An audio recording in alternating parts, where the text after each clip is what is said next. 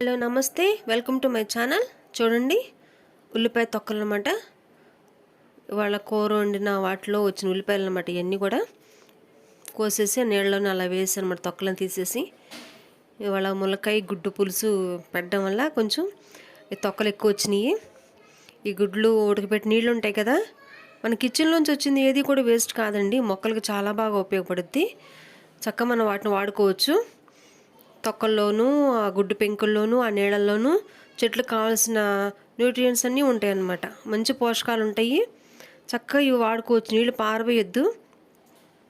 Shrink పక్కనే ఉన్నప్పుడు మనం అట్లా ఉంచేస్తూ ఉంటాము. అలా ఉంచకుండా చక్కగా గిన్నె పెట్టేసుకుని ఇలా ఉంచుకున్నాం అనుకోండి, చెట్లకు పోసుకోవచ్చు. ఈ ఉల్లిపాయ నీళ్ళలోనే గుడ్డు ఉడకపెట్టి నీళ్లు పోసేసాను చూడండి.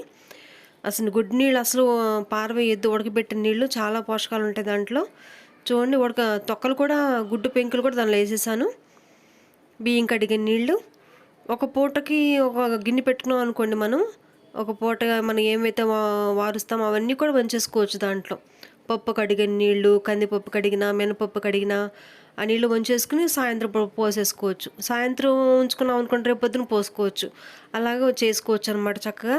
చూడండి, దీనిలో 3 రకాల నీళ్ళు ఉన్నాయి అన్నమాట. బియ్యం నీళ్ళు, గుడ్డు నీళ్ళు, ఇంక ఉల్లిపాయ తొక్కల నీళ్ళు అనమాట. చాలా పోషకాలు ఉంటాయి దీంట్లో. ఈ తొక్కలన్నీ కూడా నేను ఇంకా చెట్లో వేయనండి, ఇలా ఎండబెట్టేసుకుంటాను. కూరగాయలన్నీ కూడా పచ్చి కూరగాయ తొక్కలు చెట్లో పెడుతుంటే పురుగులు రావటం, చెమ్మ, నొసములు ఏమి రాకుండా ఉండాలంటే చక్కగా ఎండబెట్టేసుకుంటే చాలా బాగా ఉపయోగపడతాయండి. ఇలా తొక్కలన్నీ ఎండబెట్టేస్తాను అన్నమాట నేను. ఈ గుడ్డు పెంకులన్నీ కూడా ఎండబెట్టేసి మళ్ళీ మట్టిలో కలిపేసుకుంటే సరిపోద్ది అనమాట. చూడండి, అన్నీ తీసేస్తాం ఇంకా, దానిలో ఏం ఉంచను. ఇలా చేసుకోండి. నీళ్లు పారబోయద్దు. బియ్యం కడిగిన నీళ్ళు ఈ పూట ఉంచుకున్నారనుకుంటే పొద్దున పోసుకోండి చక్కగా. ఉల్లిపాయ తొక్కలు దాంట్లో వేసుకుంటే సరిపోద్ది అనమాట. ఇలా మనం మొక్కలకి ఇచ్చుకున్నాం అనుకోండి, ఇవాళ ఎన్ని నీళ్ళు వచ్చినా సరే, ఎన్ని మొక్కలకు పోసామో రేపటికి ఇంకా వేరే మొక్కలకు పోసుకోవచ్చు. అలాగనమాట. ఇవాళ పోసాం కదా, మళ్ళీ రేపు వీటికి పోయొద్దు. వేరే మొక్కలు పోసుకున్నాం అనుకోండి, వాటిలో ఉన్న పోషకాలన్నీ అందుతాయి. బీరకాయ విత్తనాలు పెట్టాను చూడండి. బీరకాయ విత్తనాలు వచ్చినాయి, మొలకలు వచ్చినాయి. వంకాయ టబ్బులు అన్నమాట. ఇది 100 రూపాయ టబ్లో. చూడండి, మా టమాటా చెట్టు ఎంత బాగా ఉందంటే పూత అసలు పెద్ద పెద్ద పువ్వు వచ్చిందండి. చెట్టు కూడా ఎంత బలంగా ఉందో, ఆకు కూడాను. చిన్న కవర్ అనమాట ఇది. దీంట్లో 2 మొక్కలు పెట్టాను. ఇలా ఇచ్చుకున్నామంటే సరిపోయిద్దండి.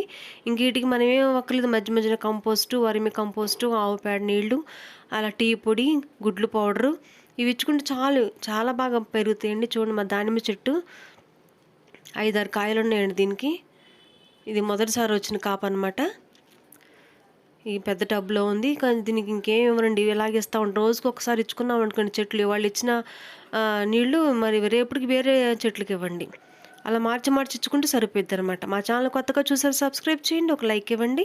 ఈ వీడియో నచ్చితే కనుక యూజ్ చేసుకోండి.